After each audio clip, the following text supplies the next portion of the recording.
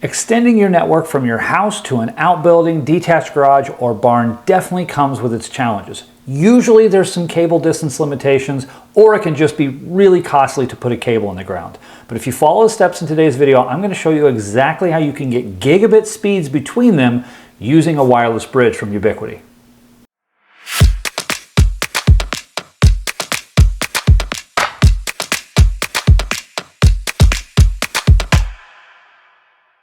All right, so what we're going to be doing today is we're going to be setting up a pair of these Wave Nanos. Now this device is part of Ubiquiti's new Wave 60 gigahertz line that has been out for a little while now, but it is on the newer side. Previously I did a setup video on the Nano Beam 5 AC, which uses the 5 gigahertz frequency and had a max throughput of 450 plus, give or take, megabits per second. However, this new 60 gigahertz line really does up the speed. The device that we're going to be setting up today has a max throughput of 2 gigabits per second. Now it is a little bit bigger device, as you'll see when we're doing the setup video, but you get great speeds for not a lot of extra money. Now, one of the things I will caution you guys before we even get into the setup video is that for this to work really well, you guys do need clear line of sight between your main building and your outbuilding. Simple things like trees or poles can hinder this device's speeds. To get the total throughput, you guys need a clear line of sight. But if you have that, I promise you, these guys are really going to shine and do a great job for you. All right, guys, so before we get into the setup of this, I do want to show you a network diagram drawing so you can see just exactly how it's connected, because there will be some cabling involved with this. And if you're setting one of these up for the very first time, this part's really important, okay? So we're going to kind of start over here on the house side. You see the outbuilding side, and we're going to kind of work our way across. So over here, if you start with the house side, this is the AP. You're going to see a network area down here. Now, this can be any network. It doesn't have to be Ubiquiti. You don't have to use Ubiquiti products to make this work. This could be a T-Mobile 5G router or your ISP router, whatever. But there are some definite benefits, which I'll get into here shortly, when you use Ubiquiti products.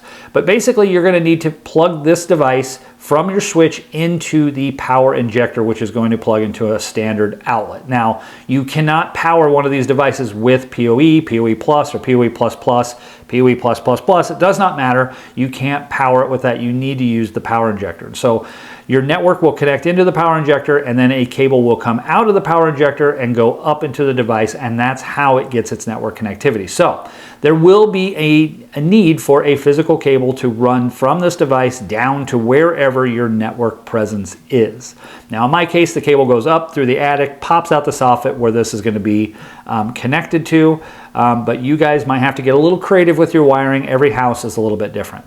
But once we get this guy up and online, we're going to go ahead and start working on the station side, which is just a mirror opposite of what exactly we just set up on the house. So there'll be a cable coming from the device, which will be mounted on the outbuilding somewhere. They do need to be pointed at each other, okay? And remember, no obstacles to take advantage of those full speeds, but a cable will come out of that device, go down into the power injector, which has some power, and then you will have a network port. Now, this network port will be a hot live port. You can plug it into a TV and just connect one device, or you can add a switch to connect multiple devices like I have shown here.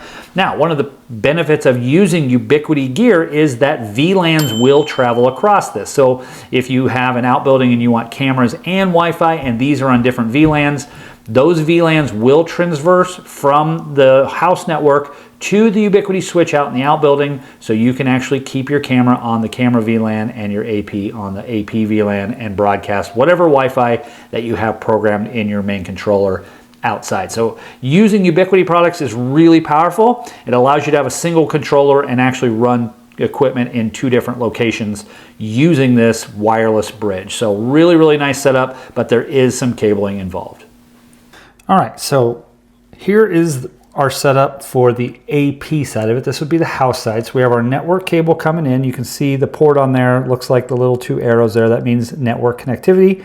And then you have the little lightning bolt on the other side. That is going to go from our power injector over to the single port in the bottom of the Wave Nano. And then we just have some power here, standard powered for the injector. So for this setup, I have the other one set up just on the other side of the room so we can get them configured.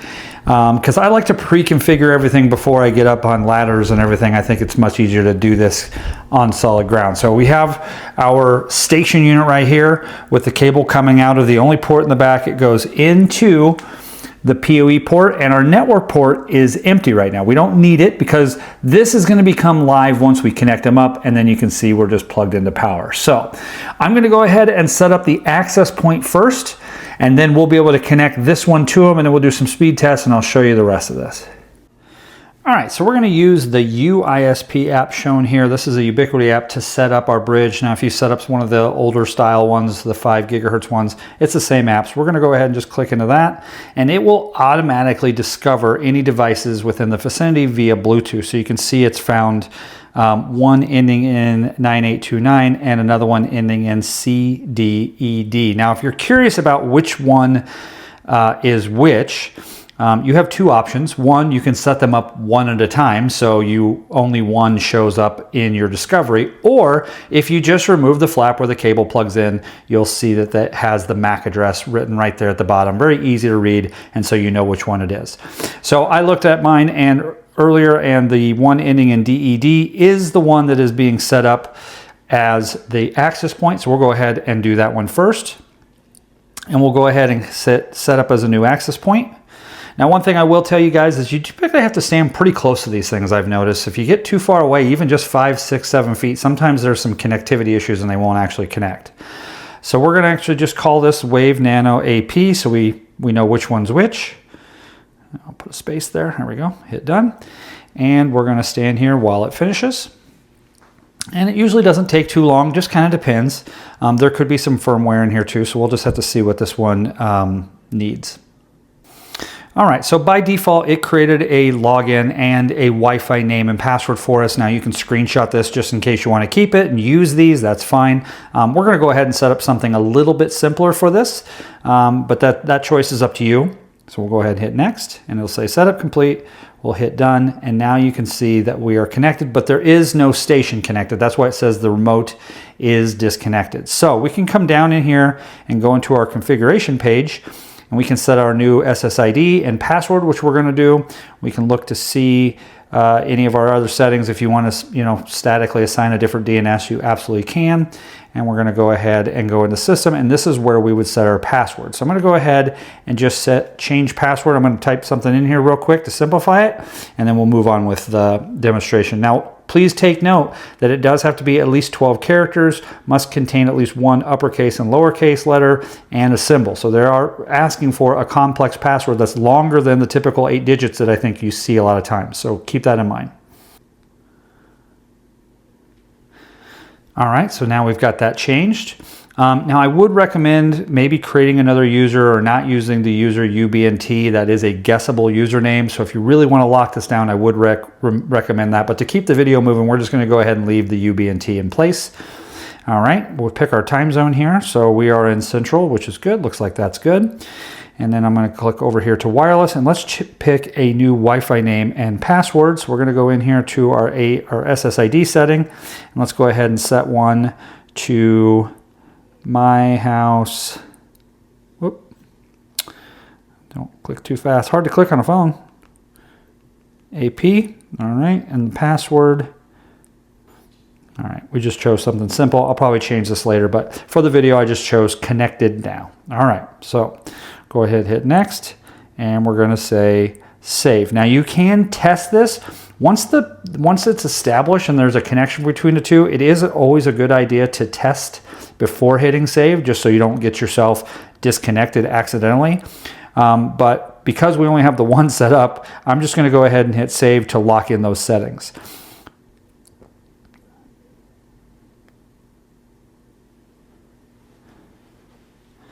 All right, so now we have it set up.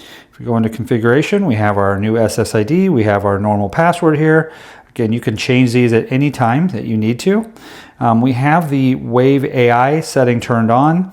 The backup Wave radio is also turned on. This is on the 5 gigahertz channel, so it does, if it for some reason it can't connect on the 60 gigahertz, it does have a backup channel on the 5 gigahertz, so we got that. And then basically it just says our country. This is a United States model, which is good. So that is it. That's all we're going to set up on this side. So there are a couple other settings down here. You have your settings page or your status page. There's some tools. I'm going to show you the antenna alignment here very shortly, because that really comes in handy when you're actually up on the ladder and making sure things are connected good. And then you have, as you can see, we do have a firmware upgrade. So I'm going to actually go ahead and do that here for us. So we'll go ahead and click on that, choose upgrade, and then it's going to go ahead and download that for us. So this process will take a little bit. I'm going to let it go, and then we'll check in as soon as it's done. All right, there we go. You can see we are good to go, and it has been upgraded. All right, so now we're going to go over to the station, and we're going to get that set up. All right, so let's go ahead and set up the station side. Now, Ubiquiti actually makes this really, really easy. So you can see the top one there, 829 setup required. So we're going to go ahead and click that and let our phone connect to it. Again, I'm standing right next to it. My phone and this device are about 3 inches away from each other. Now, on this screen, which is really, really neat, it actually gives you what do you want to connect your device to. So if you set up the AP already, it should show up in this list. So you can see the bottom one there, Wave Nano CDED, is the one we just set up a little bit ago. So I'm going to choose that one, and then I'm going to choose Quick Setup from below. We're going to name our device. I'm just going to call this one Station. Okay, and hit Done. And we're going to let it do its setup. So this will just take a minute or so.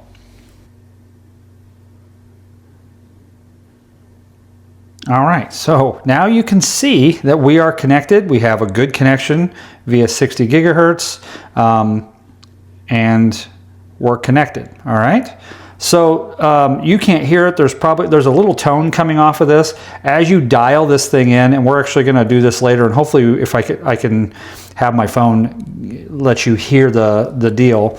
But we're actually going to dial this in here a little bit. For right now, they're pointed at each other in a room, and we're just going to continue our setup. So I'm going to go ahead and hit Done.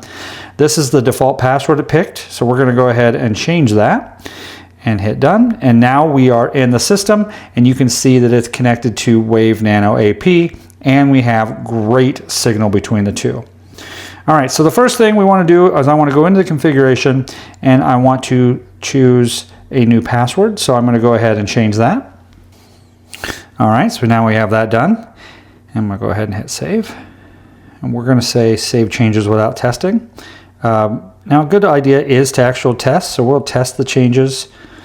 And as you can see, it worked just fine. And we're going to go ahead and say Apply. All right, so that's one way you can do it. If you just hit Save, it'll say, are you sure you want to test it without, or save it without testing? So option is yours. Now we do need to upgrade the firmware so these match. So I'm going to click over into the More, and we're going to go ahead and choose Upgrade Firmware. Because this device now has network connectivity, we can go ahead and upgrade this. So we'll go ahead and let that process happen. All right, firmware upgraded. So we have good status. Everything's still connected. We're showing great signal. Of course, they're very close to each other. Now the true test will be getting it installed on the house and doing some testing. But before we do that, I want to just kind of do a little bit of speed testing across this, just to kind of show you that we are connected at good speeds. So I'm going to go ahead and switch over to the computer now, and we'll connect to the web interface of these, and we'll do a little bit of speed testing. All right, guys, so now that we have everything connected, we're going to move over to the web interface. And so this page right here is what happens when you go to the IP address of your unit. So right now we're actually connected to the IP address of the station. And if you're curious what the IP address does, it does say it in the network section of the app. In my case, I just went over into my Ubiquiti router and see what IP address it pulled. But so you just pull up a browser, go to that IP address, and you'll get a login page. So we're going to go ahead and log in.